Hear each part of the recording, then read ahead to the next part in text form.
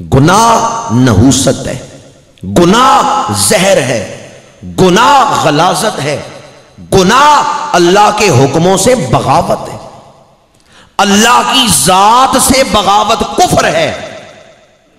اور گناہ یعنی اللہ کی ذات کو تو بندہ مانتا ہے لیکن اس کا حکم نہیں مان رہا، اس کے کہنے کے مطابق زندگی نہیں گزار رہا، یہ اللہ کے حکم سے بغاوت کر رہا۔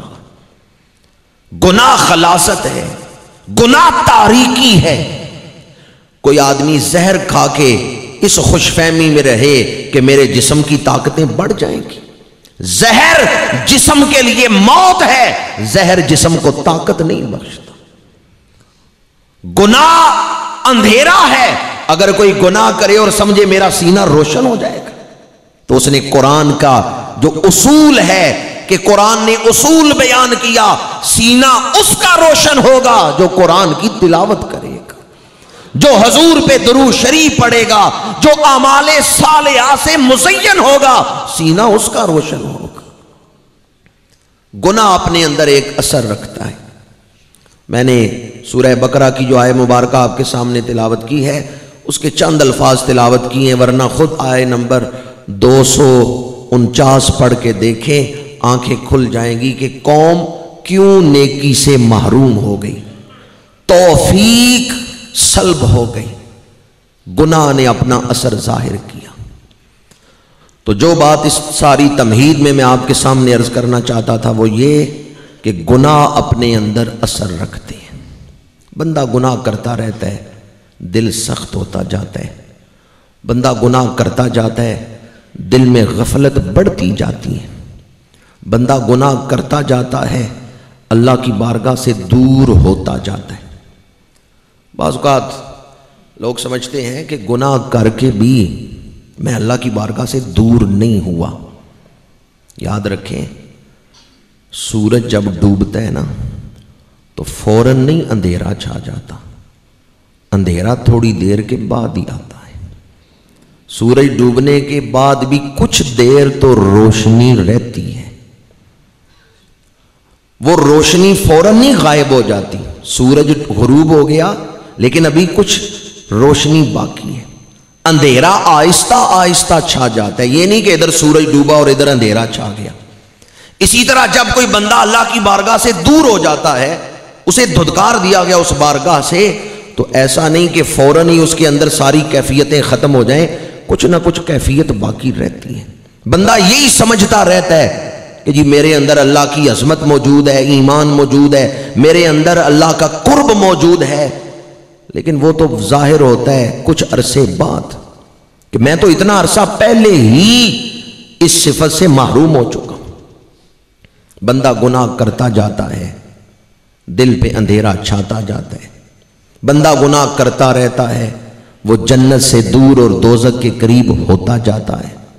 لیکن اللہ بڑا کریم ہے، اللہ بڑا رحمان ہے، بلکہ ارحم الراحمین ہے، بڑا مہربان ہے، سب سے بڑھ کے رحمت فرمانے والا۔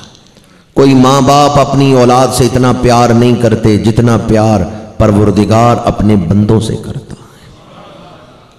اللہ سب سے بڑھ کے اپنے بندوں پر شفقت فرمانے والا ہے، عنایات فرمانے والا ہے۔ اب بندہ تو کبھی غفلت سے، کبھی شہوات کی محبت میں، کبھی نفس سے مغلوب ہو کے گناہ کرتا رہا، اپنی آخرت برباد کرتا رہا، پر اللہ کی رحمت اسے پکارتی ہے، موت سے پہلے پہلے کسی وقت بھی لوٹ کے آ جا، میرا دروازہ بند نہیں ہوگا۔ موت سے پہلے پہلے کسی وقت بھی تو آ جا، پلٹ کے آ جا، لوٹ کے، تو لوٹ کے آئے گا تو میرا دروازہ کرم کھلا ہوا ہی پائے گا۔ اگر تو نے 100 دفعہ بھی توبہ کر کے توڑی ہے پھر بھی مایوس نہ ہو، آ جا، تو آئے گا میں تیرے پچھلے سارے گناہ معاف فرما دوں گا۔ ابھی میں نے آپ کے سامنے یہ بات بیان کی کہ اللہ تعالیٰ نے اعمال کے اندر اثر رکھا ہے۔ گناہ نوست رکھتے ہیں، غلاظت رکھتے ہیں، اندھیرا رکھتے ہیں، تو اللہ تعالیٰ نے توبہ کے اندر یہ اثر رکھا ہے کہ توبہ گناہ کی ساری سیاہیوں کو دھو دیتی ہے۔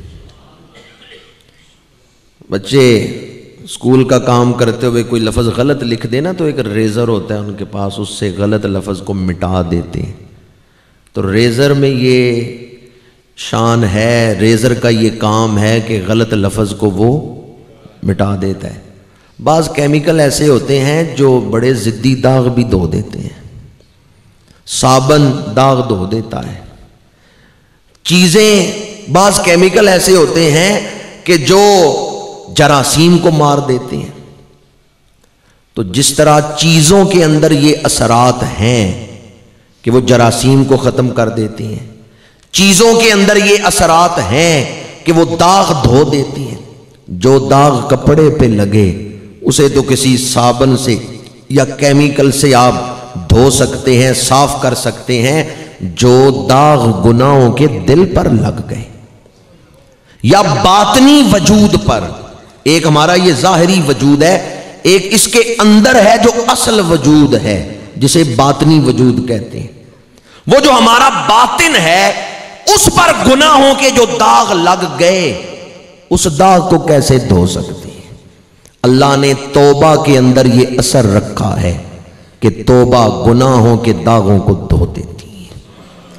اللہ نے توبہ کے اندر یہ شان رکھی ہے کہ گناہوں کی جو جو نحوستیں ہیں، جو جو آخرت میں گناہوں کی وجہ سے عذاب ہونے والے تھے، جو بندہ سچی توبہ کر لیتا ہے وہ ساری نحوستوں سے بچ جاتا ہے، ان سارے عذابوں سے بچ جاتا ہے۔ اور اللہ تعالیٰ نے وعدہ فرمایا کہ جو سچی توبہ کر لے، نہ صرف یہ کہ اس کے گناہ معاف ہوں گے بلکہ گناہوں کی جگہ اللہ نیکیاں لکھ دیتا ہے۔ کتنا کریم ہے کہ جو گناہ ہیں اب وہ گناہ معاف ہوئے، یہی بڑا کرم ہے۔ لیکن اس سے بڑا کرم یہ کہ صرف گناہ معاف نہیں ہوں گے، جہاں گناہ لکھے ہوئے تھے وہاں اللہ اجر و ثواب لکھ دیتا ہے، وہاں اللہ تعالیٰ ثواب لکھ دیتا ہے، نیکیاں لکھ دیتا ہے، وہ سیئات کو حسنات سے بدل دیتا ہے۔ توبہ کی برکت، توبہ کی فضیلت پر کئی دفعہ آپ نے گفتگو سنی ہوگی، پر میں آج توبہ کی التجا پر گفتگو کر رہا ہوں، تو اس حوالے سے یہ بات آپ کی خدمت میں عرض کرنا چاہتا ہوں۔ توبہ کی فضیلت تو ہم سارے جانتے ہیں، لیکن ہر کسی کو توبہ کی توفیق نہیں ملتی، ہر کسی کو توبہ کرنا نصیب نہیں ہوتا۔ توبہ کوئی لفظ نہیں کہ منہ سے بولتے رہے تو توبہ ہو جائے، توبہ توبہ کرتے رہے تو توبہ ہو جائے۔ توبہ کا تعلق دل سے ہے، توبہ کا تعلق دل سے ہے، اس کا محل دل ہے۔ جب تک دل میں وہ کیفیت نہ پیدا ہو جسے توبہ کہا جاتا ہے تو زبان سے بے شک توبہ کا لفظ بولتے رہے، توبہ ہوئی نہیں۔ وہ صرف زبان کی توبہ ہے، حقیقت میں وہ توبہ ہے ہی نہیں، کیونکہ توبہ کا محل دل ہے۔ ہمارے ہاں اکثریت توبہ کی فضیلت سے واقف ہے، لیکن توبہ کرنے کی توفیق